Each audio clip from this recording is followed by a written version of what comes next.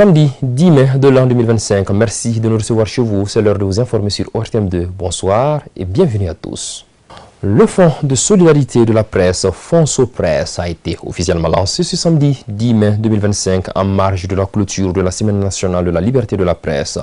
L'initiative, saluée par les professionnels des médias, vise à renforcer la liberté et la résilience du secteur. Elle marque une étape importante dans la structuration et le soutien durable à la presse au Mali. Amadou Diallo.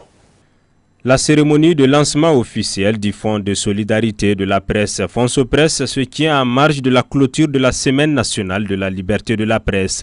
Plusieurs responsables d'organisations et d'associations professionnelles du secteur ont pris part à cet événement, manifestant ainsi leur soutien à cette initiative. Dans son discours, le président de la commission d'organisation du FONSOPRESS a souligné que ce fonds marque une étape importante dans la consolidation de la liberté de la presse. On a remarqué depuis un certain temps que quand un journaliste tombe malade simplement, on le met via les réseaux sociaux, les gens voient et on lance un SOS. Nous avons dit vraiment qu'il faut mettre en place un projet structuré avec 3 organes de gestion, comité de gestion, conseil d'administration et même le comité technique pour pouvoir bien gérer ce projet. Ça va être géré par ces 3 organes-là, mais c'est le comité de gestion qui va faire le maximum du boulot.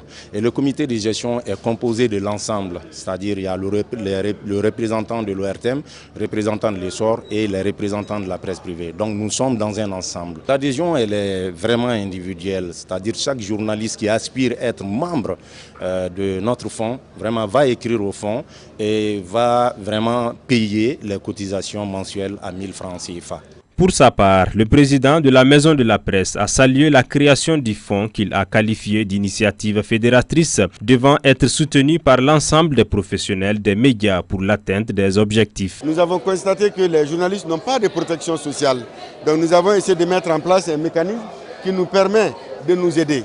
Je suis convaincu que tout journaliste, reporter, patron de presse, tout le monde peut payer 1000 francs par mois. Et avec ces cotisations-là, plus les aides extérieures, on va mettre en place un mécanisme solide de soutien et d'accompagnement à la presse. Ce n'est pas les cas de maladies seulement qui vont être pris en compte, mais c'est un fonds qui pourra aider les uns et les autres à vivre dignement. Le lancement du FONSOPRESS s'est matérialisé à travers une signature d'adhésion où plusieurs personnalités ainsi que des professionnels des médias ont participé. Tous les acteurs de la presse, de façon générale, de s'intéresser à ce fonds et de venir s'inscrire. Le fonds est logé ici à la Maison de la Presse. Je crois qu'il y a un comité de gestion du fonds dirigé par Bassirou Touré. Donc que chacun s'intéresse et vienne s'inscrire. Dans son discours de clôture, le parrain de l'événement, Issa Arsina Sissé, président du Forum des cadres et notabilités des régions du Nord et du Centre pour la paix et la stabilité au Mali, a rendu hommage au rôle essentiel de la presse dans le développement du pays. A noter que le comité chargé de la gestion du fonds est composé d'un bureau de 7 membres.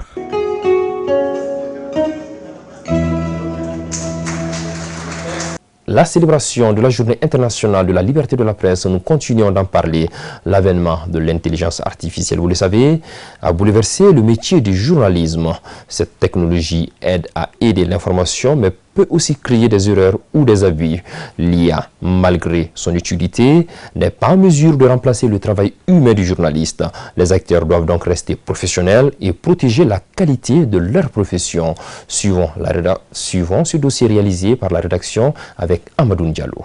À l'ère de l'intelligence artificielle, le métier de journaliste est à un tournant décisif. Entre opportunités technologiques et menaces sur l'équité et l'emploi, les professionnels de l'information doivent mieux accentuer leur rôle face à cette révolution. Mais il faut reconnaître que depuis l'avènement de l'intelligence artificielle, cet outil technologique a bouleversé tous les secteurs directement et indirectement, y compris même notre pratique journalistique. Et aujourd'hui, les défis sont très importants. En réalité, les réseaux sociaux comme l'Internet, comme l'intelligence artificielle ne vont pas redéfinir le journalisme. Les bases, les fondamentaux du journalisme vont rester intacts. Aujourd'hui, à l'heure actuelle, l'intelligence artificielle est indispensable dans le traitement de l'information. Il y a des avantages et des inconvénients. Par exemple, étant journaliste, on peut utiliser l'intelligence artificielle pour faire du bien, pour avoir plus de données, pour pouvoir accéder à plus de sources et pour pouvoir explorer les bases de données afin de donner plus de consistance à ce que l'on fait comme traitement de l'information. Mais on peut également l'utiliser pour créer de la désinformation, pour générer des fausses images. L'intelligence artificielle aujourd'hui aide les journalistes, aide à la pratique journalistique, en ce sens que quel que soit le sujet que vous avez, avec l'intelligence artificielle, grâce à l'intelligence artificielle, il est facile d'avoir le background, d'avoir un aperçu général de son sujet. Dans un monde dominé par l'intelligence artificielle, les journalistes professionnels sont confrontés à plusieurs défis majeurs. Dans certaines rédactions, elles contribuent à la collecte et au traitement de l'information dans le plus grand respect des normes professionnelles du journalisme. D'abord le défi de la formation pour maîtriser les outils OSINT, Open Source Intelligentsia.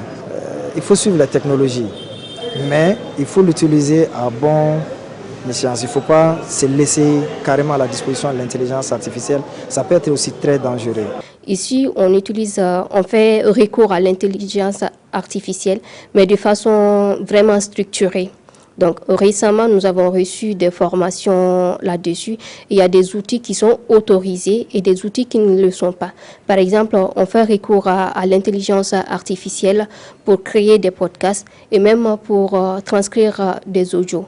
Et il y a ce qu'on connaît très couramment qui est ChatGPT. ChatGPT, par exemple, peut nous aider à avoir des propositions de titres. Maintenant, c'est à toi de voir, est-ce que c'est ce titre que je veux? Parce qu'on est humain avant tout et ce sont des contenus qu'on propose aux humains. Il faut reconnaître qu'ils sont nombreux aujourd'hui, les journalistes qui traitent leurs informations à partir de l'IA, qui utilisent également l'IA pour produire des articles comme presse écrite, pour faire des productions. Ça a des conséquences. Des conséquences parce que ça peut entraîner ce qu'on appelle la paresse intellectuelle. Face à l'essor de l'intelligence artificielle, le journaliste doit adopter des comportements professionnels en l'utilisant en bon escient. Parce que, il faut comprendre que l'intelligence artificielle, ce n'est pas les écritures saintes. Deuxièmement, puisque on parle des fake news, des deepfakes et consorts, tout ça se retrouve sur l'intelligence artificielle. Donc ça ne doit pas nous amener à nous départir de notre rôle de collecte et de traitement, de recouper l'information. Le danger qu'on voit chez les jeunes, c'est la paresse. La paresse en ce sens que beaucoup de jeunes se contentent de générer des textes et de mettre leur nom en bas. Ce faisant, vous n'apprenez pas, vous ne vous formez pas, vous ne vous cultivez pas. S'il s'agit de se baser uniquement sur ça, je crois qu'on va même sortir du cadre de notre travail et de faire fi aux règles déontologiques et d'éthique du métier. Par exemple, vous êtes ici sur place, vous êtes venu à la source, l'IA ne peut pas faire ça, vous venez recueillir des témoignages, l'intelligence artificielle ne pourra pas faire ça, il pourra générer des témoignages fictifs, mais ça ne sera pas vraiment du concret. En somme, si l'intelligence artificielle redéfinit les contours du journalisme, elle ne saurait en remplacer l'essence, la rigueur, le discernement et l'engagement humain. Plus que jamais, le rôle du journaliste s'affirme comme un rempart face à la désinformation et un garant de l'éthique dans l'ère numérique. La drépanocytose, que faut-il pour une prise en charge rapprochée et adaptée au Mali? Le sujet était au cœur d'une conférence de presse. La rencontre a pour but d'informer et de sensibiliser les acteurs vis-à-vis des conditions des malades de la drépanocytose. Elle est organisée par l'Association malienne de lutte contre la drépanocytose dans le cadre de la Journée africaine de lutte contre la maladie, célébrée le 10 mai de chaque année. Fatou Diaby. Héréditaire et incurable, la maladie touche plus de 20 millions de personnes à travers le monde. Et au Mali, 17% de la population est drépanocytaire. Au cours de cette conférence, il sera question d'informer et sensibiliser les décideurs afin de trouver les voies et moyens adéquats pour une prise en charge rapide des malades. D'où le choix du thème drépanocytose. Que faut-il faire pour une prise en charge rapprochée et adaptée au Mali? Nous attirons l'attention de nos autorités sur ce qu'ils peuvent faire pour rapprocher les soins des malades. Nous, à notre niveau, on est plutôt concentré sur la communication et la sensibilisation que nous faisons, souvent même de porte à porte. Dès que les gens évoquent le besoin ou bien l'envie, ou bien qu'on arrive à les convaincre de nous écouter, on organise des séances de sensibilisation de la population pour qu'elle aille vers le dépistage volontaire. Briser le silence autour de ce mal dont la douleur reste jusque-là inexplicable, reste le souci majeur des malades. Il faut reconnaître réellement que ces patients souffrent. Ces patients souffrent sur tous les plans. Physiquement, par les douleurs, psychologiquement, parce qu'ils sont atténués par ces douleurs en permanence, et financièrement. Parce que la prise en charge de cette maladie, c'est coûteux et c'est des crises à répétition. Ça peut survenir à tout moment. Et souvent, les accompagnants même sont fatigués. Donc vraiment, je profite même de votre micro pour interpeller l'État qui ait un regard critique face à cette maladie. Parce que nous, vraiment, nous les drépanocytaires, nous souffrons en silence. Leur souci ne restera pas vain. Il y a un dispositif, en tout cas, de prise en charge de la drépanocytose qui est là. Au niveau de Bamako, ici, nous avons le CRLD. Et au niveau des deux régions, qui sont la région de Kaye et la région de Mopti, un centre pareil est également en place pour la prise en charge. Et au niveau de Bamako, nous avons en plus du CRLD, nous avons le Gabriel Touré et la commune 1 qui font la prise en charge. Et dans le processus de prise en charge, il est prévu une formation en cascade. Ça veut dire quoi? Qu'il y a des modules qui sont là, des modules de formation pour la prise en charge, qui sont établis, alors qui vont concerner les prestataires au niveau périphérique. La région la plus touchée est Mopti, avec un taux de 16% de la population. Selon les spécialistes, pour prévenir la maladie, il est aussi important d'éviter les mariages consanguins. Du sport, avant de boucler cette édition, la commune de Tchongi, région de Bougouni, remporte la deuxième édition du tournoi intercommunal du cercle de Kolondiaba. Tchongi s'est imposé 4-2 au tir au but face à Kolondiana. La compétition est organisée par l'association des jeunes et étudiants ressortissants du cercle de Kolondiaba et sympathisants. Moussa Diabaté pour le compte-rendu. Le tournoi intercommunal de football de l'association des jeunes, étudiants, ressortissants et sympathisants du cercle de Kolondiaba vise à renforcer les liens communautaires, promouvoir l'unité et encourager la cohésion sociale entre les différentes localités du cercle. Tous les jeunes qui sont ici, qui viennent du cercle de Kolondiaba, ils partagent les mêmes objectifs. L'objectif clé de tout cela, c'est de pouvoir à un moment donné parvenir à amorcer un développement pour le cercle de Kolondiaba. Et c'est ce qu'on espère vraiment à travers ces matchs de football-là, qui va permettre aux jeunes de se mettre ensemble et de voir ensemble qu'est-ce qu'ils peuvent faire pour le cercle. Au départ, 12 équipes du cercle de Kolondiaba dans la région de Bougouni ont pris part à cette deuxième édition. L'équipe de Tchongi, de Bleu Vêtu et celle de Ngolodiana sont les finalistes. Sur le terrain, les protagonistes ont livré une prestation coriace et spectaculaire. Les Blancs de Ngolodiana, plus efficaces, ouvrent le score à la 24e minute. 1-0, score à la mi-temps. Accompagner mes frères, leur montrer que rien ne vaut la cohésion sociale.